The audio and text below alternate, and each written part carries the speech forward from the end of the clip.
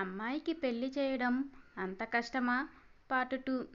ఇక స్టోరీలోకి వెళితే హరీష్, భవ్య డాబాపై ముందుగానే ఏర్పాటు చేసిన కుర్చీలో ఎదురెదురుగా కూర్చున్నారు. భవ్య హరీష్ వైపు సూటిగా చూసింది. కుర్రాడు అందంగానే ఉన్నాడు. బుద్ధి ఎలా ఉందో చూడాలి అనుకుంది మనసులో. హరీష్ భవ్యతో మాటలు ఎలా ప్రారంభించాలి అని తటపటాయిస్తున్నాడు. భవ్య సింపుల్గా ఉన్న చక్కని కనుముక్కు తీరుతో పొడుగ్గా దబ్బపండు ఛాయలో అజంతా శిల్పంలా ఉంది అనుకున్నాడు హరీష్. హరీష్ ఒకసారి వన్ సైడ్ లవ్లో పడి టైం వృధా చేసుకున్నాడు. ఇద్దరమ్మాయిలు పెళ్లి చూపుల్లో తనని రిజెక్ట్ చేశారు. బదులుగా తను ముగ్గురు అమ్మాయిలను రిజెక్ట్ చేశాడు. పోనీ లవ్ మ్యారేజ్ చేసుకుందామని ట్రై చేస్తే ఇద్దరితో బ్రేకప్ అయ్యింది. పెళ్లి చూపుల్లో ఓకే చేసిన అమ్మాయిల్ని వెయిటింగ్ లిస్టులో పెట్టాడు. అది చాలక మరో 2 సంబంధాల వారి దగ్గర టైం అడిగాడు ఆలోచించడానికి.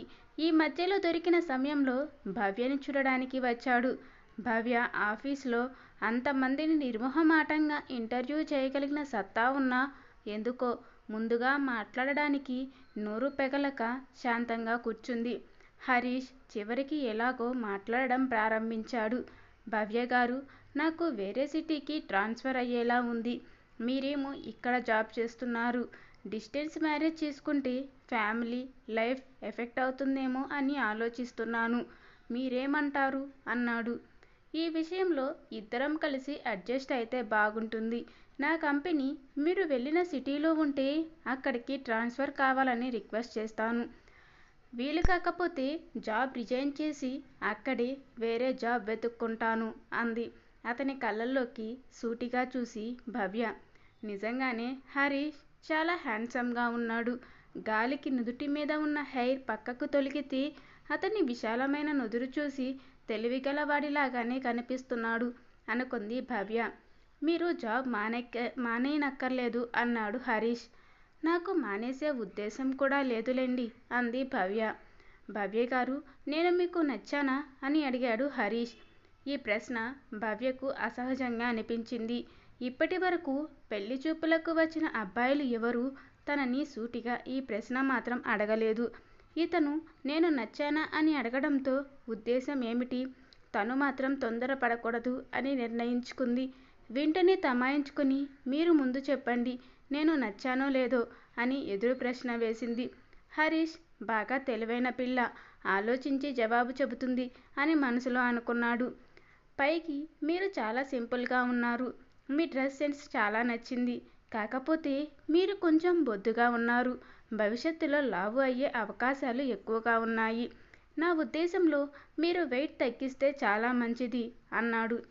హరీష్ మాటలకు నిర్ఘాంతపోయింది భవ్య. హరీష్ తనను బొద్దుగా ఉన్నావని భవిష్యత్తులో లావెక్కుతావని అనడం భరించలేకపోయింది. ఈ రోజు వరకు పెళ్లి చూపుల్లో చూసిన అబ్బాయిల్లో ఒక్కడు కూడా నన్ను లావుగా ఉన్నానని అనలేదు. హరీష్ మాత్రం వెనుక ముందు ఆలోచించకుండా ఆడపిల్ల ఫీల్ అవుతుందేమో అన్న జ్ఞానం కూడా లేకుండా కుండ బద్దలు కొట్టినట్లు చెప్పాడు మీరు లావుగా ఉన్నారని. నేను నోరు మూసుకుని కూర్చుంటే ఇంకా ఏమంటాడో తగిన గుణపాఠం చెప్పాలి.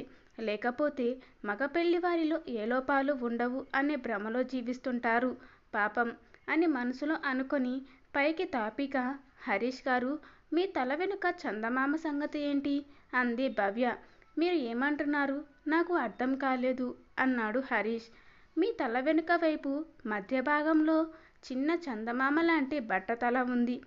అయితే మీ ఉద్దేశం అన్నాడు హరీష్. ఏముందిలేండి, నేను డైట్ ఎక్సర్సైజులు చేసి సన్నబడతాను. పాపం మీరు బట్టతలను ఎలా కవర్ చేసుకుంటారు అంది. హరీష్ మనసులో రేపటి నుండి ఎక్సర్సైజ్ మొదలు పెడతాను అని జవాబు చెబుతుందని ఎదురు చూస్తే నా బట్టతల సంగతి గురించి అడుగుతుందేంటి అని మనసులో తర్జన మర్జన పడ్డాడు. నా లోపాలు వెతుకుతున్నారా అని అడిగాడు. అలాంటిదేమీ లేదు. మీకు నా మీద ఎలాంటి ఎక్స్పెక్టేషన్స్ ఉన్నాయో నాకు కూడా మీ గురించి అలాగే ఎక్స్పెక్టేషన్స్ ఉన్నాయి. తప్పంటారా అంది. భవ్యలో ఆత్మవిశ్వాసం చిగురించింది. ఇటువైపు హరీష్ ఇప్పటిదాకా తను పెద్ద తోపు అనుకున్నాడు.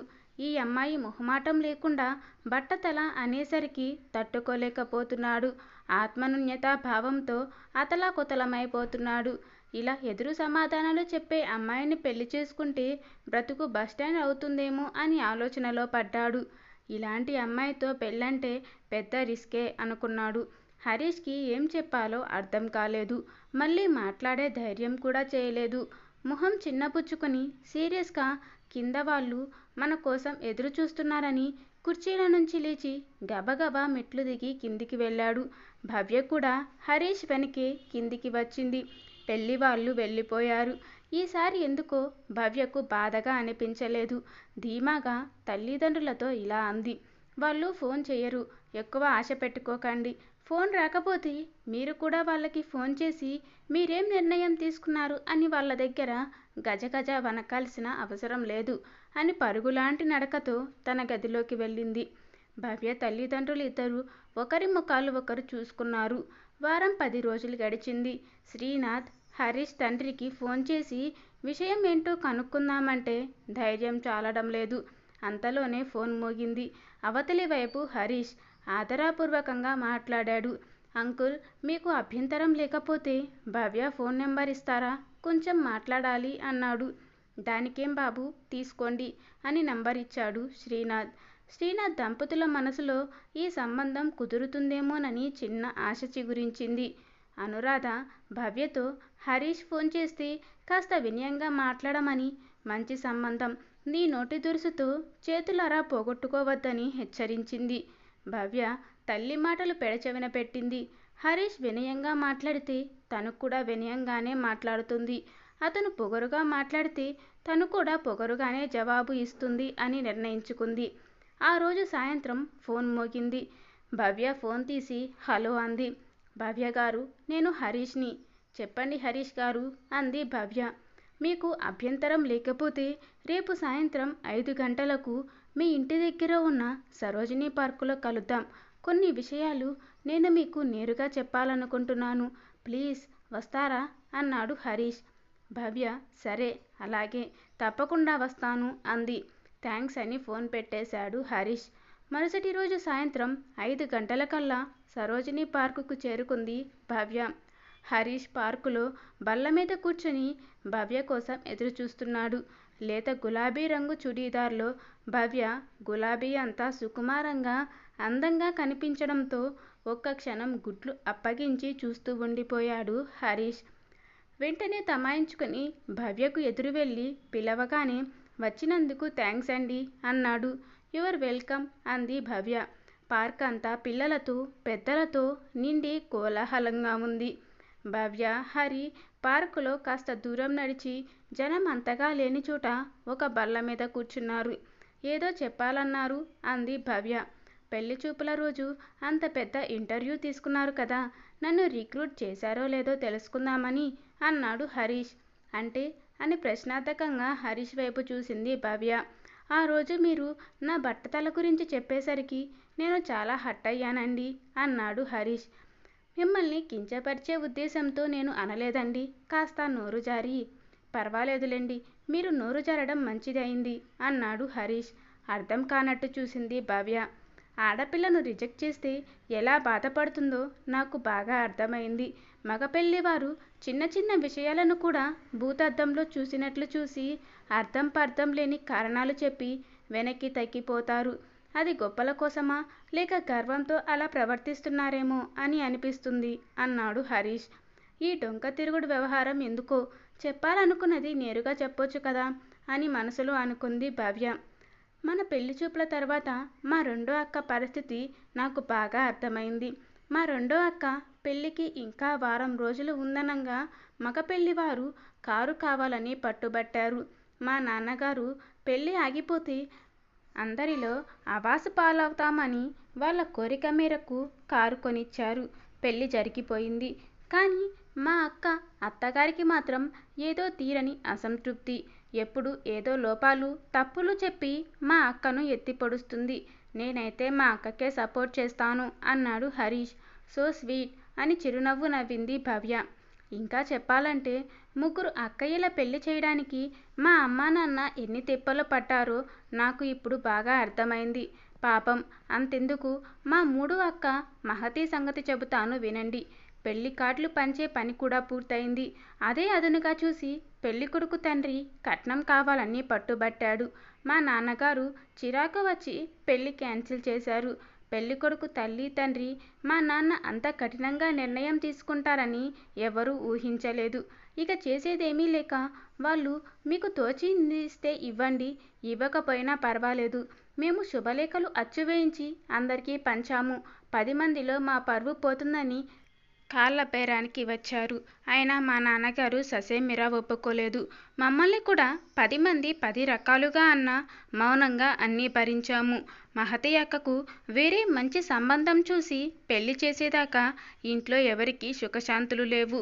పెళ్లి చూపుల్లో మీరన్న మాటకి నాకు మా ఇంట్లో జరిగిన సంఘటనలన్నీ ఒకదాని తర్వాత ఒకటి గుర్తుకు వచ్చాయి. మీకు చెప్పాలనిపించింది, అందుకే చెప్పాను. అబ్బాయిలకు కూడా లోపాలు ఉంటాయి, వాళ్ళల్లో కూడా బట్టతల వాళ్ళు ఉంటారని మనస్ఫూర్తిగా ఒప్పుకుంటున్నాను అండి అన్నాడు హరీష్. చెప్పాను కదండి మీ బట్టతల గురించి నోరు జారానని. ఎక్స్ట్రీమ్లీ సారీ అంది భవ్య. మీ నిజాయితీ నాకు చాలా నచ్చిందండి, అందుకే మీరు నాకు చాలా నచ్చారు అన్నాడు ముసిముసి నవ్వులు నవ్వుతూ హరీష్. మరి నేను బొద్దిగా ఉన్నాను, భవిష్యత్తులో లావయ్యే సూచనలు కూడా ఉన్నాయి అన్నారు కదా అంది చిరుకోపంతో భవ్య. మీరు బొద్దుగా ఉంటేనే బాగుంటుంది అన్నాడు హరీష్. అసలు నాకు పెళ్లి చేసుకోవాలని లేదు, పెళ్ళంటేనే విరక్తిగా ఉంది అంది భవ్య. భలేవారే, అలా ఏం కుదరదు. మీకు పెళ్లి మీద ఆసక్తి కలిగేదాకా మీ ఇంటి ముందు కూర్చొని ధర్నా చేస్తాను అన్నాడు హరీష్. అన్నట్లు చెప్పటం మరిచాను, మీరు ఎక్సర్సైజులు డైటింగు చేయకండి, మీరు బొద్దుగా ఉంటేనే ముద్దుగా ఉంటారు. నేను జోక్ చేయట్లేదు, నిజమే చెబుతున్నా అని భవ్యని ఊరకంట చూస్తూ అన్నాడు హరీష్. భవ్య గలగల నవ్వుతూ, మీరు కూడా బట్టతల మీద జుట్టు మొలిపించే దిక్కుమాలిన ప్రయోగాలు ఏమీ చేయకండి, బట్టతలతో ఉంటేనే మీరు బుద్ధిమంతుడిలా కనిపిస్తారు అంది భవ్య. అయితే మనం వెంటనే ఇంటికి వెళ్ళి ఈ శుభవార్తను మన పేరెంట్స్కి చెబుదామని అన్నాడు హరీష్. అలాగే అని సిగ్గుపడుతూ తల ఊపుతుంది భవ్య. ఇంటి దగ్గర భవ్య తల్లి తండ్రి ఆతృతగా ఎదురు చూస్తూ కూర్చున్నారు. భవ్య హరీష్ జంటగా రావడం చూసి సంతోషంగా కూతుర్ని ఏంటి విషయం అన్నట్లు కంటితో సైగ చేశాడు శ్రీనాథ్. భవ్య, నాన్నగారు మీరు పెళ్లి బాజా భజంత్రీలకు అడ్వాన్స్ ఇచ్చుకోండి అంది సిగ్గుపడుతూ. హమ్మయ్య, మంచి మాట చెప్పి మా గుండెల్లో బాజా భజంత్రీలు మోగించారమ్మా అని అల్లుడిని కూతురిని ఆనందంగా ఆహ్వానించారు శ్రీనాథ్ దంపతులు. ఫ్రెండ్స్, మీకు ఈ స్టోరీ నచ్చితే తప్పకుండా లైక్ చేసి ఎలా ఉందో కామెంట్ చేయండి. Thank you for watching.